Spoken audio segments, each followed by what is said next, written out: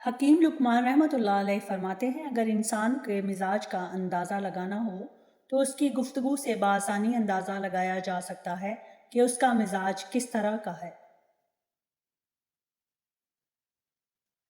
جس بندے میں شرم و حیا نہیں ہوتی وہی گناہوں میں دلیر ہوتا ہے۔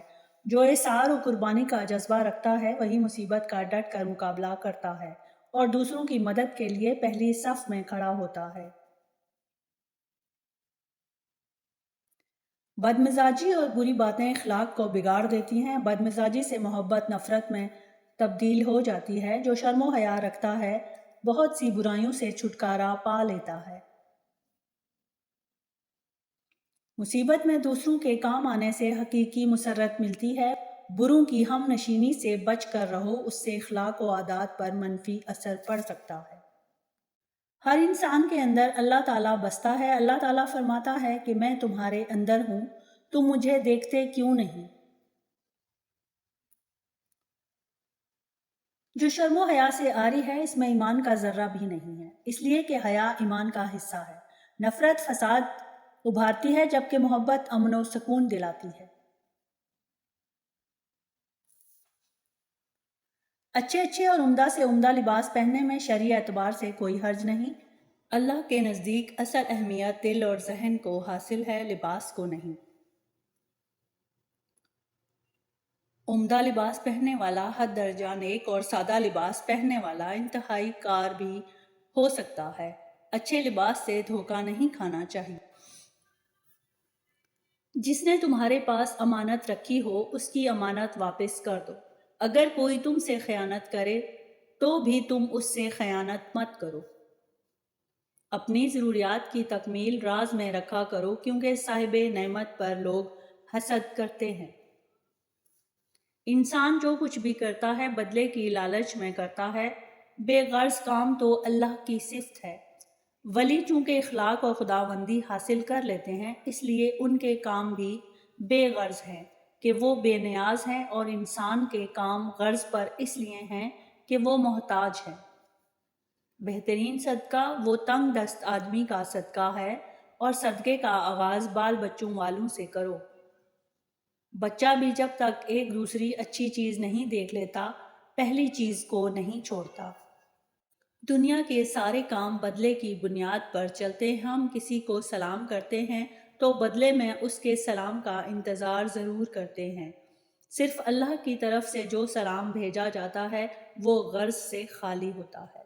تو بھی اسی سلام کی جستجو کر۔ لوگوں میں زیادہ بزرگ، زیادہ پرہیزگار آدمی صرف وہی ہے جس کا اخلاق اچھا ہو۔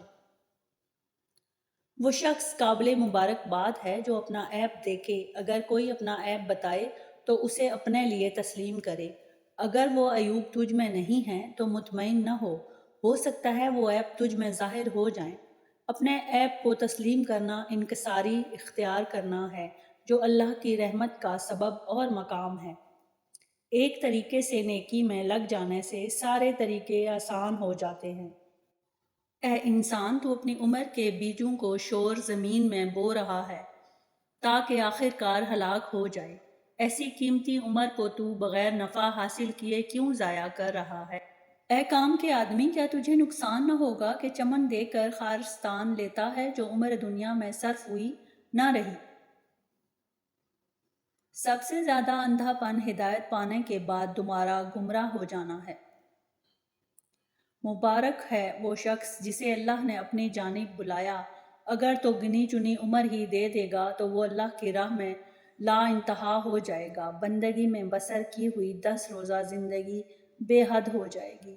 اس بازار کی تجارت کر لے تو ایک کانٹے کے عوض لاکھوں پھول لے جا۔ تو جو ایک دانہ بوئے گا اللہ کی مہربانی سے لاکھوں حاصل کرے گا۔ شمار تو وہی ہوتا ہے جہاں آخر وہ جانب بے شمار ہے جہاں اللہ ہو۔ لوگوں میں سب سے زیادہ غلط کار وہ شخص ہے جو باطل میں دلچسپی لیتا ہے۔ اے خدا، روح کو وہ مقام دے جس میں بغیر حرف کے کلام ہوتا ہے تاکہ پاک روح عالم غیب کے میدان کی جانب سر کے بل جائے۔ وہ عالم جو کہ وسیع ہے اور پرفضا ہے، اور یہ عالم شہود اس عالم سے ساز و سامان پاتا ہے عالم مثال عالم غیب سے چھوٹا ہے، اس وجہ سے یہ کام کا باعث ہے۔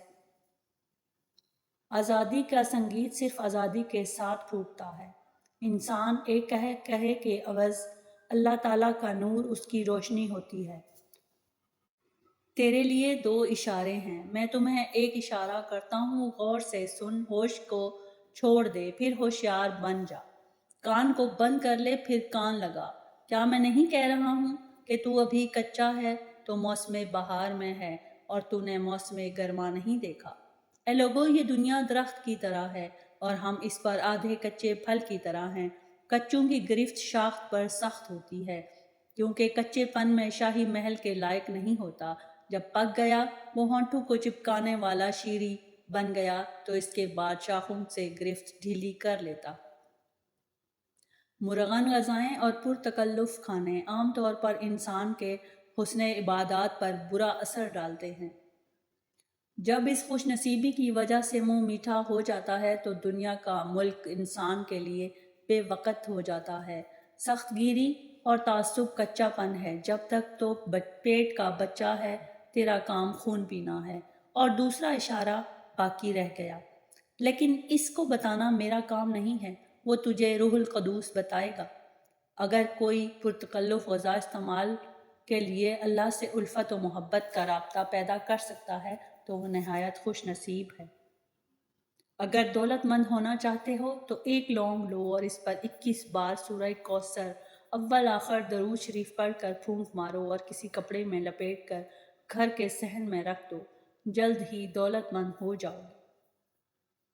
اگر لباس کی عمدگی کسی شخص کے ذوق عبادت کو مجروح نہ کرتی ہو تو اسے بلا شبہ عمدہ لباس زیب تن کرنا چاہیے، اور اگر اس میں نقص پیدا ہونے کا خدشہ ہو تو پھر اس سلسلے میں احتیاط برتنی چاہیے۔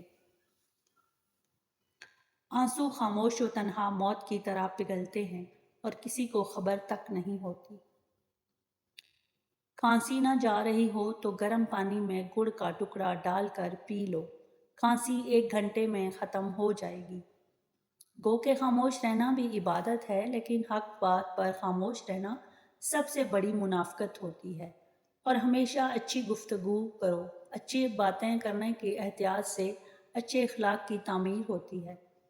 نیکی کا جذبہ ہی نیک اعمال کرنے کی ترغیب دیتا ہے۔ سب سے کم درجہ عارف کا یہ ہے کہ وہ صفات حق سے متصف ہو۔ کسی بھی مسلمان کو ذلیل کرنے سے مراد گناہ کبیرہ کا مرتکب ہونا اور غضب الہی کو اپنی طرف بلانا ہے۔ اگر ویڈیو پسند آئی ہو تو چینل کو لائک اور سبسکرائب کر دیں، بیل کے بٹن کو آن کر دیں تاکہ ہر نئی آنے والی ویڈیو آپ تک پہنچ سکے۔ Thanks for watching.